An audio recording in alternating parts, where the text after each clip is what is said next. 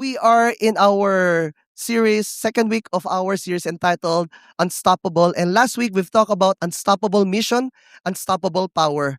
In this series, we're looking at how the church becomes the unstoppable mission force.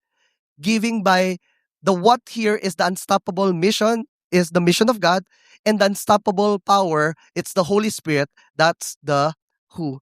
And we've learned that there will always be things in life that are unstoppable. Whether we want it to happen or not, it's unstoppable. For example, kaway-kaway po yung unstoppable na due date. Di ba? Si Judith, di ba?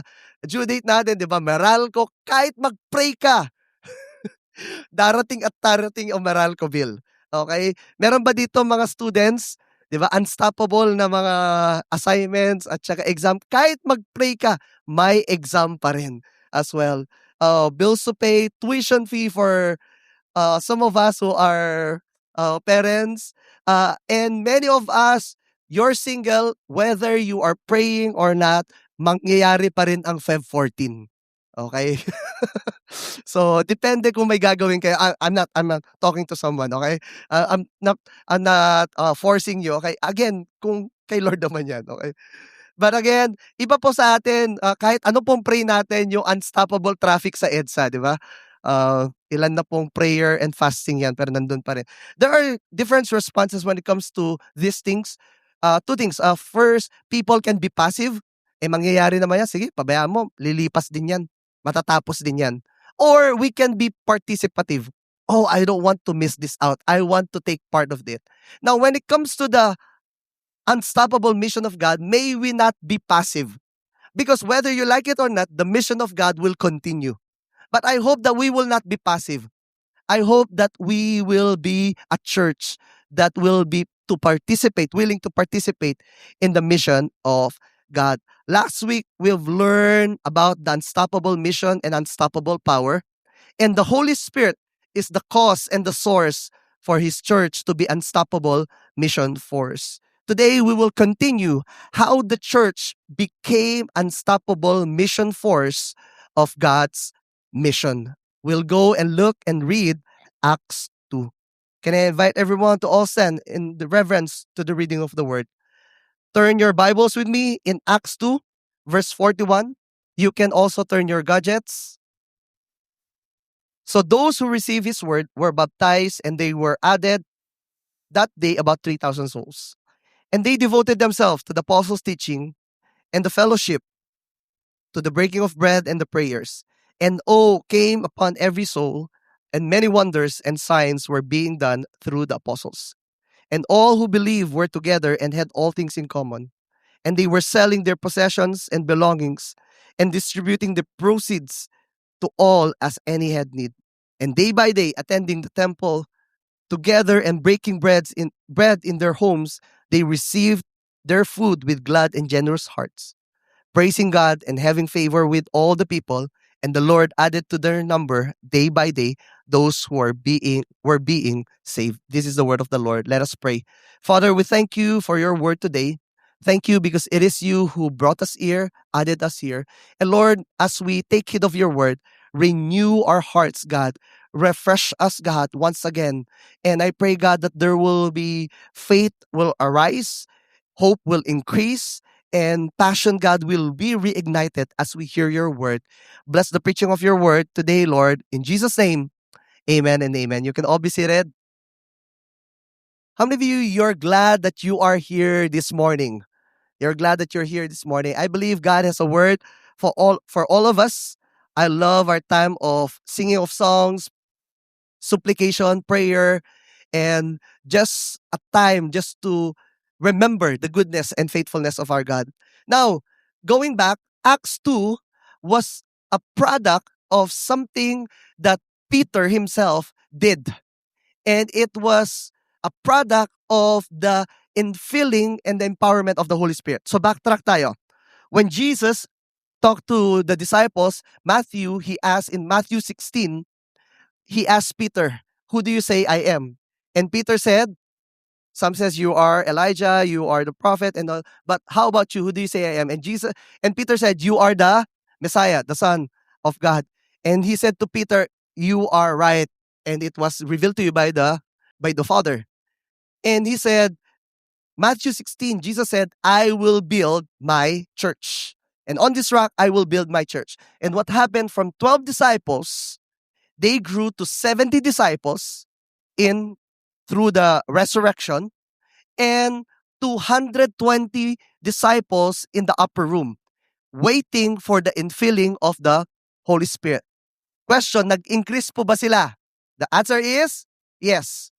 12, 70, 120. So what happened was, during the Pentecost, people said, "Oy, grabe itong mga to, they speaking in tongues," and sabi nila, "Mga lasing, itong mga to." And Peter said, "Aga-aga, hindi mga lasing yan." And he told them about what happened. And 'di ba, ginalit si Peter, 'di ba? Kaya wag masyadong galitin si Peter. He preached, and how many people got saved? 3,000 souls added to their number, 'di ba? So ilan na sila? 3,120. Kasya sila sa isang cinema dati. After I don't know, 'di ba, Peter preach kasi, 'di ba? Mga the following week parang, "Saan na tayo?" Open field na sila. Now, Acts 2 was the snapshot. If you are familiar with IG, it's the snapshot of the birth of the church. So, this is now, people say that this is the birth of what we call a church. Pag dinignan nyo po all throughout the New Testament, wala po talaga the ecclesia. It was given in Genesis, the assembly of God, the gathered people, but all throughout, it's a nation, and this is the part where nakikita po na natin yung church, the birth of the church, and they started a new way of life. Today, you are in a church, but the question is this the kind of church that was birthed in Acts 2, that became an unstoppable mission force? If the church is the unstoppable mission force of God, why are there churches that are falling away? Churches that they have a good start, great start, but it didn't finish well.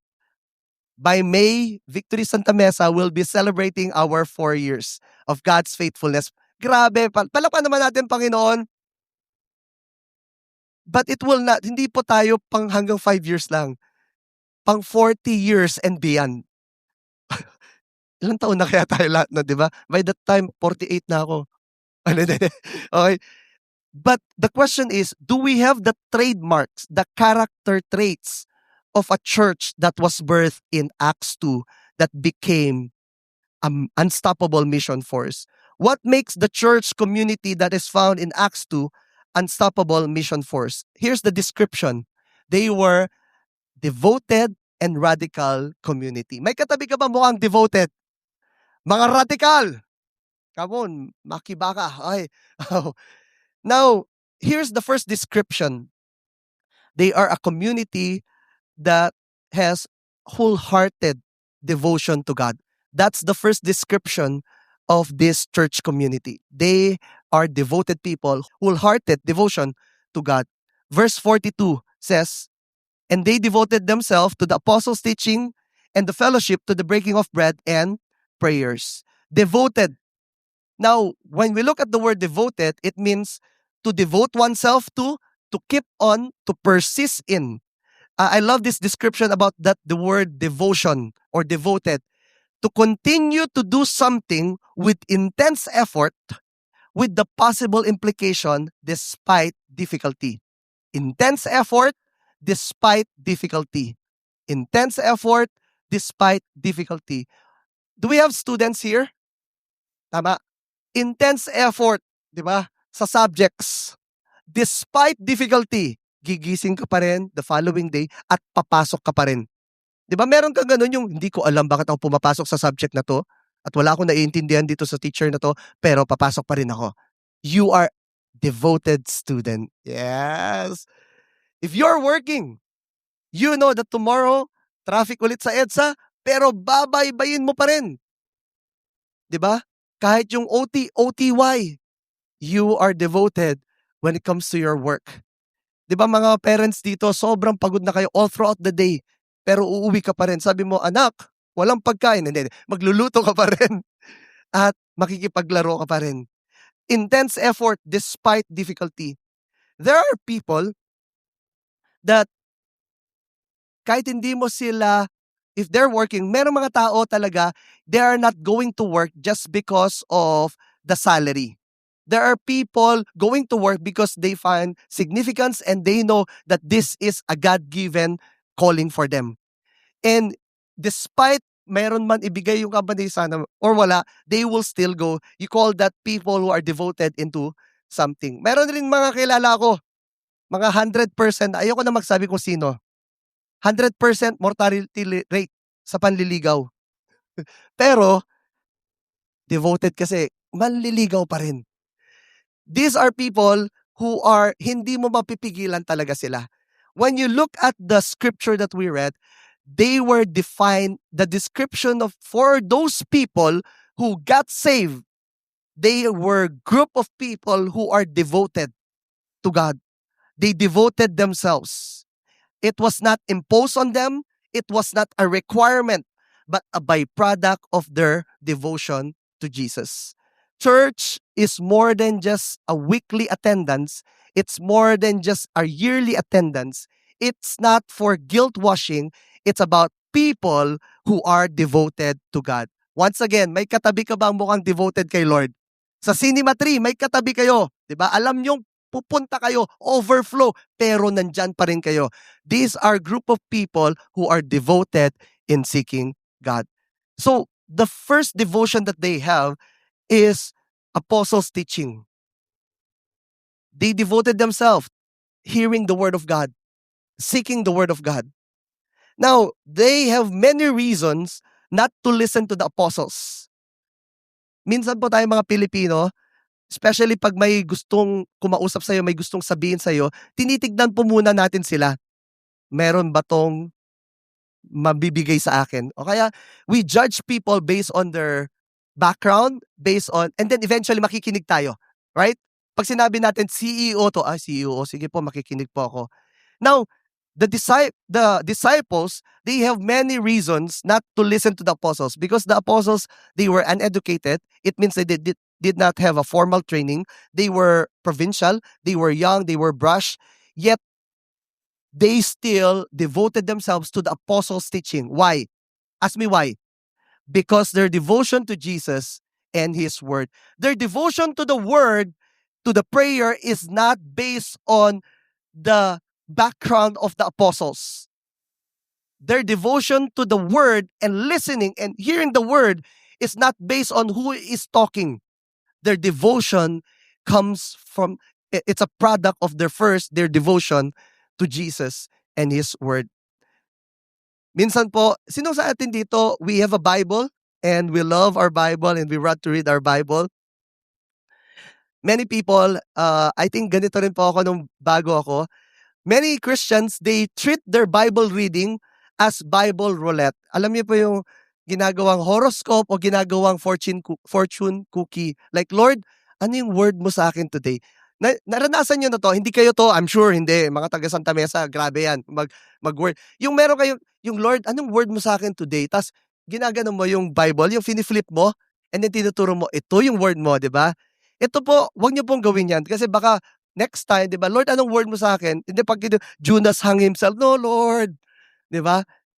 So sabi, Lord, hindi, ulit, di ba? And then pagtingin mo, get behind me, Satan, no, Lord. So ngayon, minake sure mo na nasa Genesis ka, konti na lang yung iangat mo, or mapunta ka sa Psalm. Di ba? Yes, Lord. Nagiging ano po, hindi lang po, minsan people treat their Bible not just Bible roulette, o kaya people, they treat their Bible as Bible, yung buffet.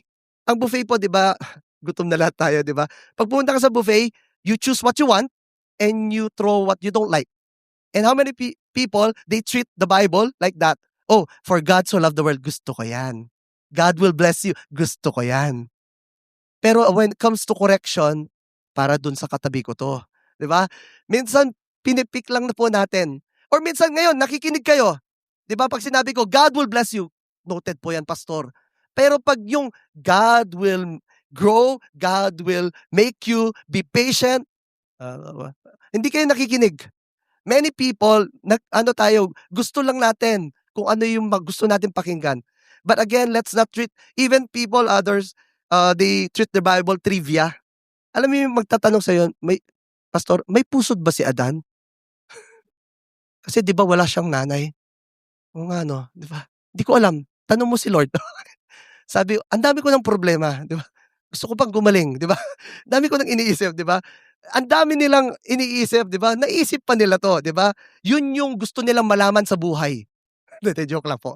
And this is the importance of having small group, and na-appreciate niyo ba yung time of worship natin today? Palakpakan naman natin yung music team natin, 'di ba? Grabe, hindi gano'n ka-powerful yun. Imagine niyo, ay kung hindi niyo na-appreciate po, next time mag-Spotify na lang tayo, 'di ba? But there's something happen when we gather together. We can do this on our own places, mag-stream na lang tayo, but there's something miraculously happen when 2 or 3 gather together to praise God and worship God. Now, when we look at the word, we can see people of old, they treated the word of God differently. And I hope that may we treat the word of God just like them. For David, Psalm 19 verse 9 to 10, David said, "The fear of the Lord is pure, enduring forever. The ordinances of the Lord," talking about the word of God, "are sure and altogether righteous. They are more precious than gold. They are much pure gold. They are sweeter than honey from the comb." Ibig sabihin po, I've been drinking with honey. Matamis po yun. But David said, yung tamis ng honey, mas matamis yung word ni God. But how many of you know, sometimes hindi matamis yung word ni God, parang ampalaya. But eventually, as we continue to read and meditate the word of God, I hope that we can say, "Lord, your word is precious than gold." Mahal ko yung trabaho ko, pero mas mahal ko yung word mo, Lord. Job says, 23 verse 12 says, "I have not departed from the command of his lips. I have treasured the words of his mouth more than my daily bread." Naranasan niyo na po bang hindi kumain po ng isang araw? Posible po ba yun? Yes, posible yun. Tama? Naranasan niyo na po ba, namatay po ba kayo? Hindi, di ba? Tama? Naranasan niyo nang hindi kumain ng 1 week, di ba? Would you agree with me, pag hindi ka kumain ng 1 week, manghihina ka? Hindi pa ka mamamatay. May kaibigan ako nag-fasting water lang, hindi pa, okey? Try mong 1 month na hindi kumain. Naranasan niyo na yun, "Uy, grabe sobrang busy ko. Ano na ngayon? March na pala, hindi pa ako kumakain." 'Di ba? Yung yung work ka and then tulog, and then work, tulog. Nakalimutan mo, how many of you know that you can die physically? Now we're wondering why we are so spiritually weak. When was the last time we eat spiritual food? Job said, "You want to be strong? Treasure the word of God more than your daily bread." These are people, that was the description of the new believers. They were devoted not to their work, they were devoted to the word of God. That week, day in, day out, they consider the word of God more than their daily bread. John 6, verse 63 says, "For John, the spirit gives life, and the flesh counts for nothing. The word I've spoken to you are spirit, they are life." The word of God is not a list of do's and don'ts, but an infusion of life. How many of you here, you want life? Di ba minsan, alam ko naman yung nagbakasyon ka, di ba? Nagbakasyon ka, "This is life." Minsan may hashtag, "This is life," di ba? Again, that is helpful. Magpahinga po tayo. But life is not found in what the world gives. Life is found in the word of God. For John said, the word of God is not just a list of do's and don'ts, but infusion of life. Nanghihina ka, kailangan mo ng buhay, the word of God gives life. The life of God is imparted when we spend time in the word. Question: where do we spend most of our time? If we will have uh, a phone check today and account your time with your phone, Do we spend most of our time browsing the internet, social media, or spend also with the Word of God? Am I devoted to seeking God or seeking the pleasures of the world? For us, the problem is not with the unstoppable power. It's the willingness of the mission force.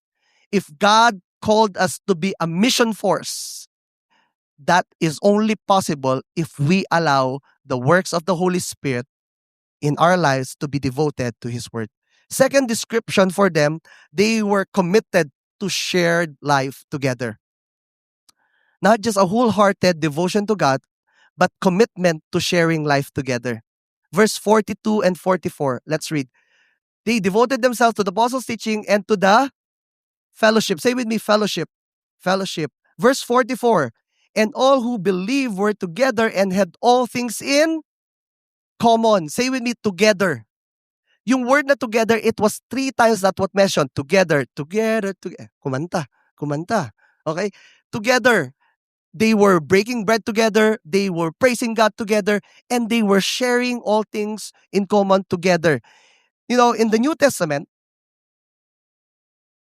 the early church was defined by fellowship. And the Greek word for fellowship is what we call koinonia. This koinonia or fellowship was at the heart of the spiritual experience of the first century Christians. Though the stakes were high, they refused to be kept from being together. Now tell me, one of the dangerous activity that we can do here on earth. Ano po? How many of you know bungee jumping is dangerous activity? Tama? Skydiving. Di ba? Tumawid sa kalsada. Joke na po. Marami pong bagay na dangerous activity. But you know, if you would ask the early Christian, what was their dangerous activity? The dangerous activity of the Christians, early Christians, is to fellowship. The stakes were high. Mahuli lang sila, they can be put to prison and they can be put to death. And yet, the stakes were high and pinaglalaban nila to meet together. Why? Because they needed to meet together. They need a fellow believers to encourage them. They need someone that they can touch, they can hear, they can pray for. Nangyari na po ba sa inyo? Nakipag small group kayo? Tapos hinuli kayo? Or dito po, saan ka umaten? Sa service, sa church. Ganun ba? O sige, halika. Wala po. But for them, the stakes were high, yet they refused to be kept from being together. They were devoted to fellowship. It is so much more than just greeting one another after praise and worship. Fellowship, hindi lang po to yung you just spend together and worship God. Fellowship, hindi lang po nagkwentuhan tayo. Fellowship, hindi lang po yung, oy grabe no, nanalo yung Golden State. Nanalo na ba? Okay. Oy grabe no, pinagpe-pray natin yung team na to. Fellowship is more than just greeting one another after praise and worship, eating together, or having a once a week meeting. Fellowship literally means shared life. Say with me, shared life. Shared life, ibig sabihin po, hindi po sila mga taga-Zimbabwe. Alam niyo po yung mga Zimbabwe? Zimbabwe. When you look at the picture of this community, they are radical community. They did not just attend church and go home after that and see you again next week. No, they shared life. They shared the decisions that they have, struggles that they have, joys, and even asking for practical helps. People walk together in a community. They are not Lone Rangers Christians. When Jesus said, you will follow me, He's not just talking about a you singular, but you plural. You, it together, you follow me. And here's the challenge for us. The challenge for our time today is the word privacy. We value so much our privacy and personal space. But let me say this, that fellowship is not just shared moments, but shared life. Koinonia, from its word, is not just meeting together, praising God together, but also involves a shared life together. I hope and I pray that you have people in this room who walks with you, who share life with you, not just the joys of life, but even the saddest part of your journey in this life. Fellowship is not just shared moments, but shared life. There was a sociologist, Ray Oldenburg, states in his book, The Great Good Place. In its book, he said that people need three places. He said, first, the home. Alam naman po natin yung home, di ba? Kayo po, wala po. Okay. Alam natin yung home, bahay. Kailangan raw ng tao yung bahay. Second, the office or slash the workplace or the sa student sa school. So there's the home, the office, and the third, the community hangout or gathering place. And they call this the third place. The home, the office slash school or workplace, and they called the third place. This is where you will find that joyous community. Narinig at nakita. I'm not promoting any product here, but a famous coffee, Starbucks, gumawa ng poster. Nilagay, there's home, there's work, and there's Starbucks. Starbucks made it the third place that you need home, you need a workplace, and you need a place like what you call the third place. Which is, pag tinignan nyo po ngayon, yung behavior ng mga tao, go to work, go home, or before going home, go to a third place. Call that Starbucks for them, okay? Or depende po kung anong coffee nyo, okay? Or tomorrow, okay?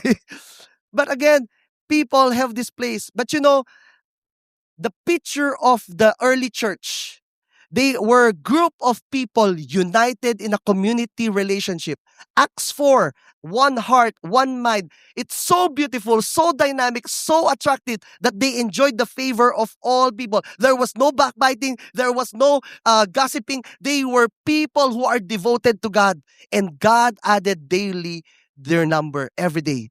The church was the third place where Christians and non-Christians were to be at, because the church was so united.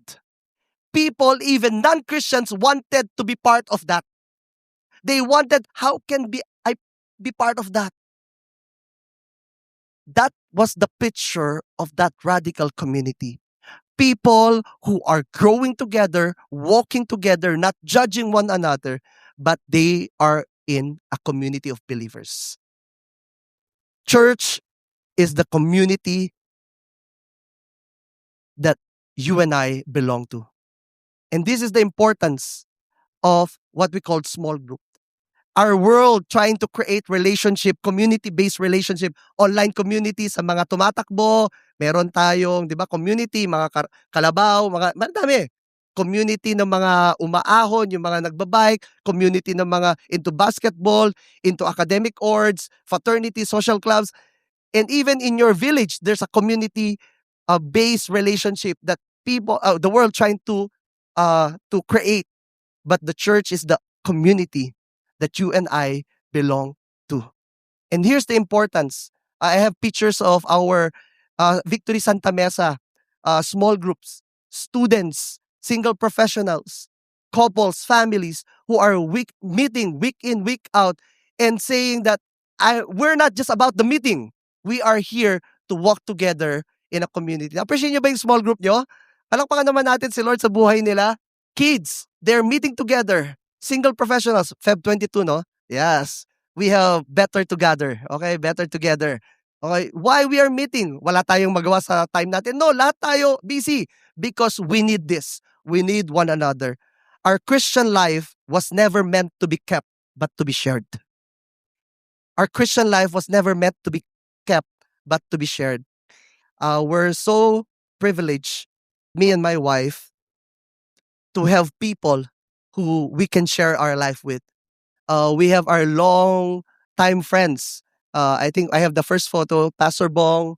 This Pastor Bong Navarro, the real Bong Navarro. Hindi po siya V. B siya, Bong Navarro, okay? Pastor Bong knew me when I was still a student. Ninong and ninang namin sa kasalan became our friends. Rodnel and Shena, our friends also, wala sa picture niyan. We get to walk with them. We get to do life with them. They've known when my father passed away, my brother passed away. They were there, not just in the joyous moments of our life, but especially in the saddest moment, in our time of not just celebration, but in the time of grieving as well. We have pictures, next pictures, we have also Pastor CJ, Mai, we have Pastor Gilbert, Kathy, we have Paul, Venwa, been like 20 plus years now. Nung time na walang mainom na gatas ang anak namin, si Paul, sinusuyo kami. Sabi ko, sige, ano na lang, ah, talagang sinabi, di ba? Gatas, mapapatawad. Hindi, mapapatawad. But we've been friends together. Wala ako sa photo, but we have here, we have our longest time friends. Kaya masaya po ako nung sama sa Santa Mesa, isa sa masaya kami, at least mare-reunite kami sa mga friends namin, si Peps, Zoila, si Mon na nasa Cinema 3. Shout out sa iyo, Mon. Si Mon na nandyan na lagi sa Cinema 3 siya, okay? Si Mon, and we have people here. How many of you, you're grateful that you have people that you can walk with and do life with? And that's the essence of the church. Correction will be part of that, but that's the essence of the church. Group of people who are imperfect and asking and serving a perfect God who will transform them from the inside out. And we are grateful that you are part of our Victory Santa Mesa. Amen. Palakpakan naman natin si Lord for His goodness, faithfulness. I want to end. Now, what was the result of their devotion to God and commitment to shared life together? What was the result? Kasi, and this is my prayer, it's more of like, Lord, are we this kind of church devoted to you? Are we a kind of church that are committed to walk together and fix whatever differences that we have and no to this disposable relationship? Are we this kind of church? And if we are this kind of church, devoted, committed to shared life, here's what the result. I'll just read the verses first. And awe came upon every soul, and many wonders, signs were being done through the apostles. And all who believed were together and had all things in common. And they were selling in their possessions and belongings and distributing the proceeds to all as any had need. And day by day, say with me, day by day, attending the temple together and breaking bread in their homes, they received their food with glad and generous hearts, praising God and having favor with all the people. And the Lord added to their number day by day those who are being saved. What was the result? People were blessed, God was honored, the church expanded. People were blessed, surroundings, their community were blessed, God was honored, and the church increased or expanded. Peter preached the gospel to lost people. The result was 3,000 got saved. They were added. Say with me, added. They were added. And the church lived a life that was so radically different, charged with Spirit's power. Many wonders and miracles happened. They've come together and they've seen how the Holy Spirit works in them, for them, and through them. They practiced radical generosity. They gave to anyone who had need, and no needy person among them. Willingness, not through manipulation. Why? Because there was in Acts 5 someone who manipulated God and His people, their couple, Ananias and Sapphira. At namatay si Sapphira dahil sa Sapphira. Hindi po joke yun. Totoo po yun. He died because of the greed. Money. Namatay siya Sapphira. Okay? People. And they were practice. How many of you here, you want Victory Santa Mel to charge with Spirit's power? Come on. Signs, wonders, and miracles. Practice radical generosity, and I am a witness of that. May katabi ka bang mukhang generous? Kahit mukha lang. Okay? And third, they shared lives that melted away barriers. Economic, gender, race, and culture. That now Jews can now talk to Samaritans, Samaritans can now talk to Jewish people. That masters now can talk and share table with servants, and servants can now share a table and meal with their masters. It melted away. Shared lives that melted away barriers, economic, gender, race, and culture. And the result was, all the more, God added everyday people getting saved for them. It was the Lord who adds people to His church. And for those of you who were added to Victory Santa Mesa, praise God for your lives. And may you understand that it is the Lord who added you here. For those of you who will come and go, I hope that you will hear God where He will add you. And if God called you to add you here, we will embrace you with an open wide arms. And we will not let you just to be come in and go. We will help you together and journey you as well. So what does this mean to us? Let me call the keyboardist to join me here. What does this mean to us? Church was not meant to be exclusive, but inclusive. I'm glad because from that 12 disciples to 70 to 120 to 3,000 plus, hindi nila sinabi na tayo-tayo na lang to igi-gatekeep na lang natin. No. They were willing to add more people and willing to journey other people as well. It was not a church. It was not a membership club. Church was not a membership class. That's why we have what we call spiritual family, because this is not a church membership. This is your spiritual family. It's not a care group. It's not a fellowship group. But church is to be inclusive. Church is open to everyone who needs the Lord. Someone asked, Pastor, pwede po ba ako dyan? Catholic kasi ako. Pwedeng-pwede ka. Muslim po kasi ako. Pwedeng-pwede ka. The church is open to everyone who needs the Lord. Whether you are drunkards, adulterer, addicts, agnostics, and all the in-betweens. It's for everyone who needs the Lord. Because the church is salt and light in this broken world. Here's my message. The unstoppable power of the Holy Spirit produces a devoted and radical community that advances God's mission. I've not wrestled, but continue to pray this, because for you to be devoted, it's not willpower. For you to be a radical community, it's not a willpower. It's a result of the empowering and the infilling of the Holy Spirit. So today as a church, may we allow the Holy Spirit to work in us, for us, through us, for us to be devoted and for us to be committed to shared life. The problem is, mahihain po ako. No, there's something about the power of the Holy Spirit you won't understand. God brought you to a community and called you to walk together. I know many of you have a church hurt before. What can you expect to imperfect people? May the Lord give you the grace to forgive, and may the Lord heal those hurts that you have. And may you never stop believing that the church is the vehicle of God for the transformation of the world. Amen. I'm excited for us, for God to use us mightily for His kingdom advancement. And that's you and I.